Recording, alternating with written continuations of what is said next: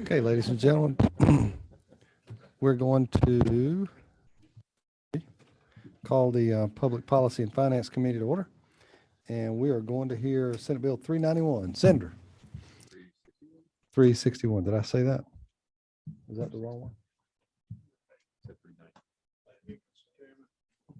Yes, sir, please. And LC 432424S.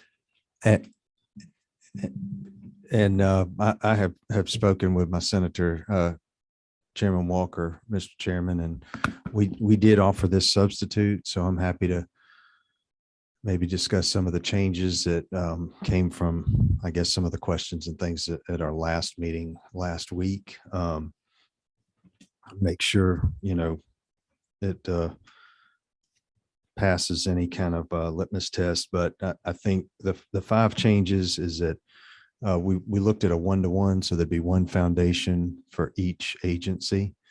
So that's included in the substitute. It can't be used for salaries. I think that was already something that, wanted to make sure couldn't happen. So it was not a recurring issue. The donors would be required to be listed on the website, so you'd know who's giving and so forth. We do reduce the cap from 100 million to 60 million, and then the 5 million per to 3 million. There's an aggregate cap of 250 million for these type of credits. So that includes rural hospital. It includes goal. It includes this new less piece, and then the new child foster care credit. And that exceeds the current amounts in each one. So the 250 is right now it'd be 240. I think is where we were at there. Unless I'm missing something, I think the administrative costs, we clarified that there wouldn't be any administrative costs. And I think that was already a desire of the author. But that's essentially where the substitute is. It's a couple of things that we may not have particularly discussed, but relatively small changes. So committee questions. Yes, ma'am. When you say agency, how many nonprofits would be established in this? Oh, we don't change any of that. Otherwise, you'd have to. I think you had shared with me a number of different law enforcement agencies across the state. So feel free to share that with the group. Well, I mean, like we've got 600 police. 600 and something towns in Georgia, according to and I just wondered how many nonprofits that we would be establishing. I mean, it seems like a lot of nonprofits. We've got, what do we have in profits now? We've got 5,700 nonprofits right now in Georgia. But good gracious, I'm not opposed to this, but all these nonprofits, it's a bunch of them. And for the Department of Revenue to manage all those, it's a lot. I don't know if you're talking about the number.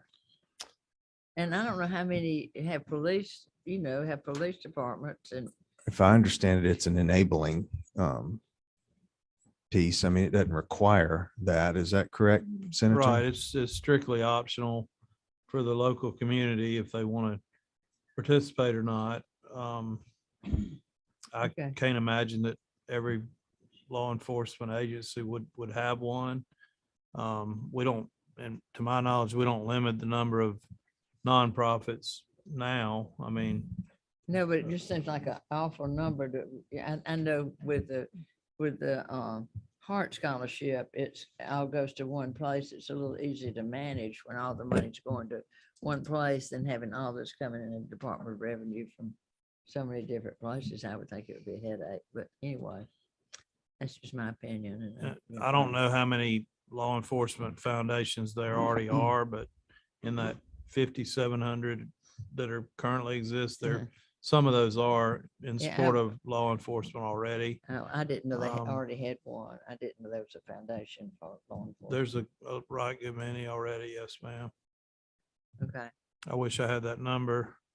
The reason we don't want it to be a statewide organization is, again, the concept here is to get your local community and your local businesses Sure. engaged with local law Yeah. enforcement and where they have a personal interest in supporting them, and that builds a partnership there and strengthens that. I think that's part of the strength of the bill. Very good strength of the bill. Thank you, Senator. Any other members that had questions on the bill? Yes, sir. And I apologize. I probably was supposed to have done this electronically or somehow. I don't have a copy of the committee subs, We're Mr. okay. Chairman. So. Oh, Lord. No, no. I don't. Yeah, we do all those things. We can get you an iPad for sure. Okay. Representative Kelly. I just have to appropriate time, Mr. Chairman. If I see no more questions, now is the appropriate time. Make a motion to pass. Got a motion and a second. All those members that are for this bill will say aye. Aye. All those opposed, the bill passes. Thank you, Senator. Thank you all very much. Appreciate y'all's help with this. So now it'll go to your full committee, right? We'll be in full committee right. on Thursday morning. Yes, sir. Thank y'all so much. Thank Let you, me know if Senator. I can help y'all with anything. We do have a hearing on Senator Davenport's bill. Senate Bill 491, Senator Davenport, would you come up and We got two yesterday. we have a hearing on Senate Bill 491, which is here LC 500375S. And you have the floor. Thank you very much, Mr. Chairman, and to the committee. I bring today Senate Bill 491 by substitute. And this bill would create a qualified down payment and savings plan. The American Dream Down Payment Savings Plan is something similar to the higher education bill, the 529 college saving plan that allows for a state to establish and maintain a program that creates accounts that are made toward the down payment of a home. We know that there are many down payment assistance agencies there, but the difference in this is the pre-tax contribution. This program would allow an individual to make contributions to the account for the purpose of meeting down payment expenses of a designated beneficiary. We know that many persons, there are many barriers actually for people buying a home. And the main barrier is that they cannot save a down payment. And so we're really trying to help them achieve the American dream of home ownership, and that is have a savings plan for that. And we brought this in banking and finance. So family members and friends and all can make those tax contributions to a qualified savings account. If you have questions, I'll be happy to answer it. It might be persons that are signed up to speak on it, but real estate professionals all around that I've seen really support this because everybody wants to make sure that people have the American dream of home ownership. Home ownership's a big deal. Representative Houston. Are you familiar with Georgia Dream? Yes. Mhm. And you know, Georgia Dream does take your down payment and you don't have to pay it back until Mhm. you sell your house. Yes. And we've had some really, I wish more real estate people would push Georgia Dream because you get more if you're a teacher, a nurse, but it's a great way to own a home. That is through correct. Georgia Dream. That is correct. And I Carl, certainly support that. Representative Gilliard in our house, it's really gotten a lot of people in Savannah. It's really hot in Savannah about buying a home through Georgia Dream. Mhm. Just thought I'd throw that out in case nobody knew what Georgia Dream was. Thank you. Chairman Blackman. I just was gonna, I know we've talked about this, Senator, a little bit. Do we know if the federal government is contemplating doing something along these lines? It seems to me that that it would make a lot more sense if somebody's able to shelter this from, not only their state taxes, which is, not going to be a whole lot of dollars, but the federal taxes as well. My understanding is that members of Congress have brought this up and they've discussed it, but they have not passed this. Other states have not passed it either. So the one of the organizations, the National Association of Real Estate Brokers, did bring this up. And they are people around the country are looking at it in their state legislatures. But as of this moment, the federal government has not done it. Thank you. Any other members of the committee? Yes, sir. Thank you, Mr. Chairman. What happens to the money in this account? Say if 10 years from now, they decide not to purchase a house and use $50,000, whatever's in the account. What happens to that money then? If they decide not to purchase a home, Yes. it's solely for the purpose, it's solely for the purchase of. Would it, I mean, I know 529, there's limits on, it's got to be used for education. If not, it's forfeited. I mean, that's just wonder. It's the same as that plan. I would assume it's forfeited because it cannot be used for nothing but the down payment of a home. And I think if a person has $50,000 in that account, they would probably purchase a home. Thank you, John. We have folks that want to come. Would you pull up to that mic? And Senator Davenport, you can just stay right there. Oh, okay. Yes, sir. Mr. Chair, members of the committee, thank you. My name is Jeff Ledford, and I'm with the Georgia Association of Realtors, and we are proud to support this bill. This is not, and I want to speak to something you had mentioned about whether with the national approach and with other states. We will not be the first state to institute a home buyer savings account. There are a number of states going back to about 2015 that have begun to implement this in various forms. And with each one of those, it's been something that I think they've had a successful experience with. And it is something that when we've discussed this with our National Association of Realtors, they are looking to see that enough states get it in place, and they are having the discussions on the national level, but it is something they're looking at it as an kind of where you have the states and the national government on board with it. From the perspective of what happens if the money is not used, I think in the substitute, it charges the Department of Banking to make the regulations to implement the structure of it, to address things like the clawback, so that if I do need to tap into it for an emergency, how I'm taxed on that versus not being able to touch it at all, or, exclusively having to use it for that purpose. That's the goal of it, and it's tax-free when it's that purpose. As far as how this can impact local economies and the state as a whole, the average, and this is outdated averages, it's only gone up from there, but the average in 2019, so before we knew anything about construction costs skyrocketing and supply chains, there was an injection of $75,000 in some change for the purchase of a home in Georgia. And that was the effects outside of the cost of the home, of how much was generated into an economy from just one sale of a home. There's a multiplier on that because people don't just buy a home. Someone might have been in that home that buys another home. And so if it's within the state, multiply that out 75,000 on average each time. And you can see that if I saved 100,000 to buy a home, which is going to be a lot more than I probably need for a down payment, that it's going to be made up for quickly in what's injected into the economy. The average of what's put down as a down payment, if I want to avoid an FHA loan, VA, somehow if I'm doing just a traditional, it's going to be 20% of the price of a home.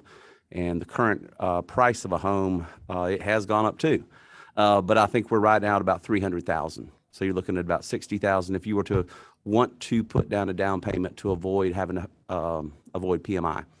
If you don't, if you have a down payment that you're going to use, and you know, I know when I bought my first home, I didn't have 20% to put down, but instead I financed it and paid the PMI, but I did have to have a down payment, and this is a mechanism to help that. This promotes home ownership. I know in the current tax bill that's moving through, mortgage interest reduction is taken out. That was put in 1915 to promote home ownership versus being renters. And when you saw what happened from that point forward in the 20th century, you saw the United States became less of a tenant nation and more of a homeowner nation. This would help to institute that same provision. I'm happy to take any questions. Representative Corbett, is that you again, or is it Representative Kelly? Thank you, Mr. Chairman. Jeff, thank you for being here. Sure. Senator, I think we all could see the merits to helping people get into home ownership, and I certainly agree with the value that it brings to individuals generating wealth and also to the local economy. I guess my question is, in the other states that are doing this, Mhm. I was thinking about how 529s are administered, and most 529s are just administered through a traditional brokerage account. Right. And so how did, I guess here, did we decide to have, instead of having it, administered just through a traditional brokerage firm, that you would have it specifically through banks or credit unions versus a traditional brokerage? As far as why that's that way, we weren't part of drafting the bill. We saw the bill, and it was something that looked like a good bill to us. It allows the local banks and local credit unions to be a participant in that structure. We would not be averse to having it opened up much wider, so it could be brokerages and whomever else could participate with it. But again, the regulations in this particular one are citing it to Department of Banks so that they can establish those regulations and get something started. We are currently in a situation where it is becoming more and more unaffordable. In fact, I believe the Fed released something the other day that for the first time ever, the Atlanta metro market is deemed as unaffordable by their standards. This is something that can help combat that and get people, I mean, the rental market's going crazy too, because people are having to stay renters longer. This can help to fix all those problems by returning the market to at least something where there's a pathway to quicker home ownership. And again, I think we agree with Yes, that sir. premise, and that in my mind, Senator, I have no problem with banks or credit unions being in the space, but I don't think we'd want to limit it to just them, because you got some other traditional brokerage firms which, more actively manage, capital and could, and the other concern I kind of had was if somebody gets locked in with a particular financial institution, they may not shop around as much when they look at, where they get their mortgage, and it may, change some of that. So that was just my two thoughts. Yeah. Chairman Williamson. Thank you, Mr. Chairman. I guess to the senator, out of curiosity, did you get a fiscal note on this bill? Why not? Don't you have the Department of Revenue? The Department of Revenue is required to enact regulations related to the exclusions from gross income. It will come as a cost to the state. Okay, well, Department of Revenue said they would not be able to administer this. That's why we're making it. Well, line 50 says the Department of Revenue is required to enact regulations, unless I'm looking at a different. Is this 0375S? I think that's the wrong LC. I think that was fixed sorry. in the Senate. I'm sorry. Okay, that was fixed in the Senate. All right, I got it. Well, good. Well, that answers that question. Does it come with the support of the Department of Banking and Finance? Yes. It does. They are in fact on record as supporting it. Yes. Okay, is anyone here from the Department of Banking and Finance? Okay, just curious. Chairman Black. Thank you. Chairman Brass did talk to the I was just going to try to get all of it straight in my mind. So you have the, it is similar to the 529 plan, but also in a way you'd be running it more like an HSA type account. Exactly. Now, the 529 plan, typically, do you know how long a 529 plan is basically in play before it's actually accessed I on believe- average? Well, I think if you had one child, it would probably be, might be looking at 18 years, 18 but years. since you can use it for family members, I have a spread right now that is from age 24 down to age 3. So I think there could be some fluctuation with that for how it's structured. So you could build on it for a Yeah. lengthy Yeah. amount of time, Right. in other words, and an HSA is just the opposite. You're Right. using that constantly.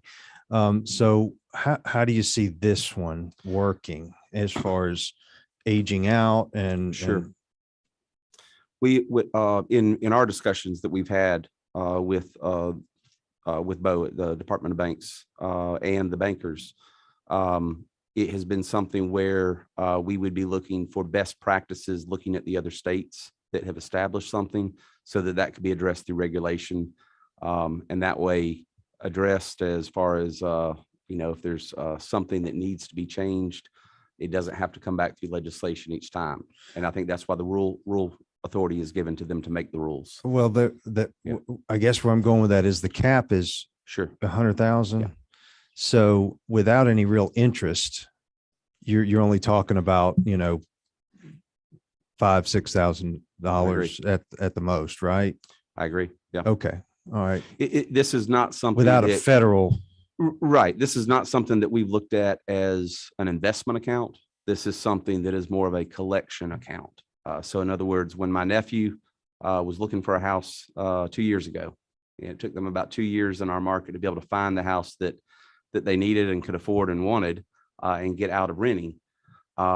We could have each contributed. The family members could have contributed into that, much like a GoFundMe or something. But you're not going to be taxed on it. And so we could all give into that as pre-tax to help support him getting a home. and please don't take this the Yep. wrong way. I totally agree, Senator, that home ownership is, part of the, American dream. You mentioned Mhm. dream, Chair Lady Houston. But if you're talking about something that's in the $5,000 to $10,000 range of savings, and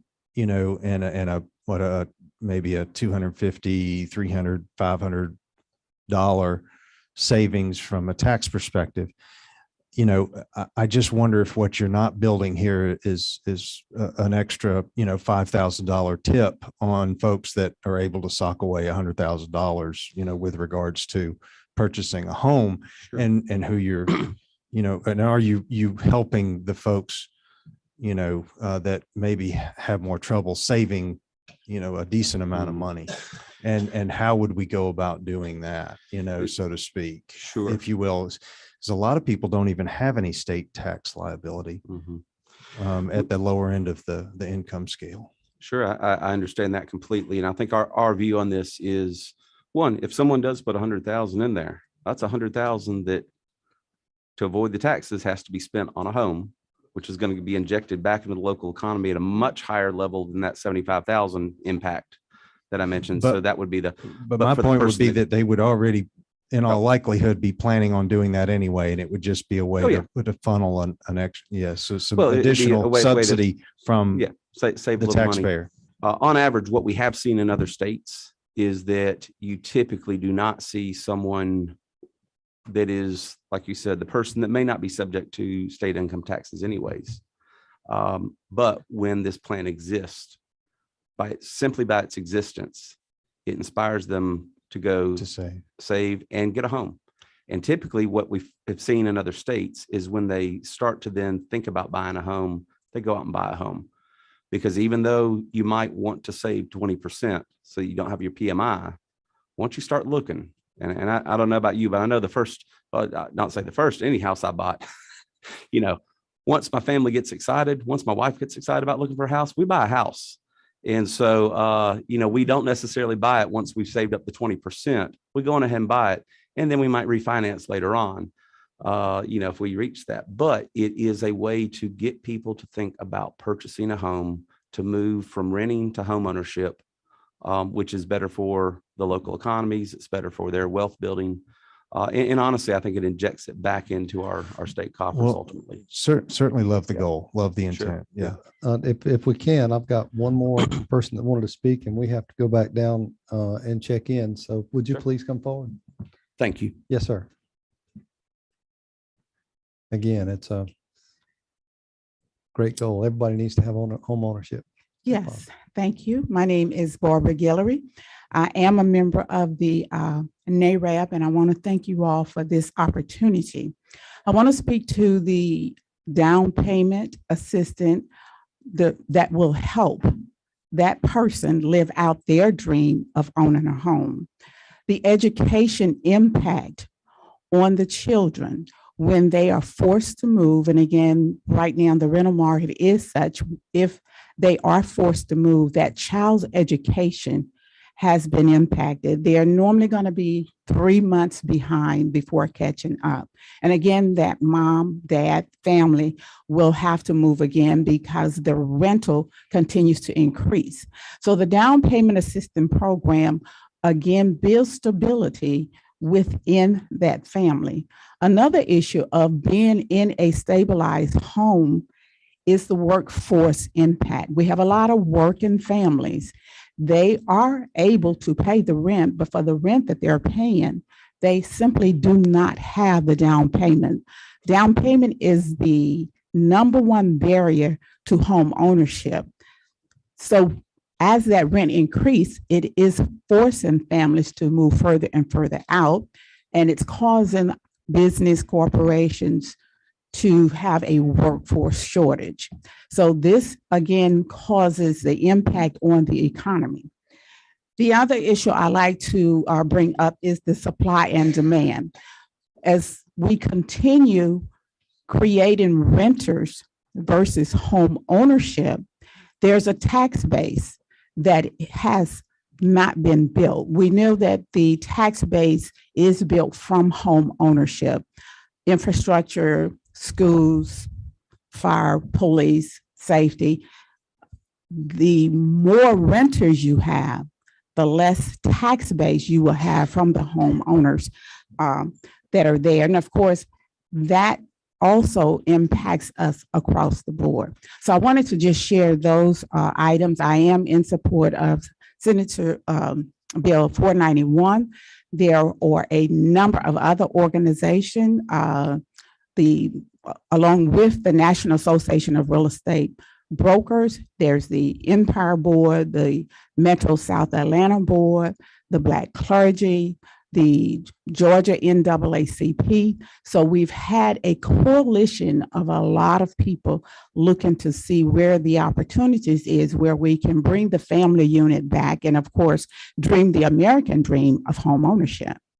Thank you, ma'am. Representative Williamson, did you have a final? Yeah, just sort of structurally, Senator, I'm 100% for anything we can do to help people get in homes, but structurally, it dawns on me the Department of Revenue's absolutely got to be involved because they got to design the tax forms, and you've got one half of this. I'm assuming if you put $10,000 in, that you don't have to pay tax on that $10,000 of income, a state income tax, correct? Is that correct? But you're going to have to pay it on that federal income. So you're going to have a separate line on the form by itself. That's going to cost the Department of Revenue a minimum some computer time to design forms for it. So the Department of Revenue's got to be involved with this discussion. So if that, and then another, then you've got the Department of Banking and Finance as the overarching regulator, if you will, in this case. Well, they don't regulate all the banks in Georgia. So what do you do with the nationally chartered banks, which now includes Truist? Truist used to be a state chartered bank, but now it could be from Truist to JP Morgan or whomever, all of whom are very active in the housing market. You're not going to have, I can't see a construct where you're going to have a state Department of Banking and Finance regulating them. So we have some structural problems with a great idea, but you got some structural problems at this point. I'd be happy to talk to you about during the off season, but nothing, not trying to, that surprises me. Mr. Ledford, did the Department of Banking and Finance tell you they were in full support of this bill? It stuns me if they said that? What he told me the other day, and I don't want to speak on their behalf, Yeah. but I'll say that what I was asked was that they needed a little time to do some rules, but that was their concern, Okay. was just enough time to do the rules. Good. So, I just see structural problems with the whole process. That's how we got to that point. Yeah, I talked to the president, but I did not talk to. And I don't know if I'm still on. My sort of final point is because we're comparing the 529 plans. It's all, we all know you got a child born at 1. So you got basically an 18-year run up to get them in college, which allows the capital markets to move to Representative Kelly's point.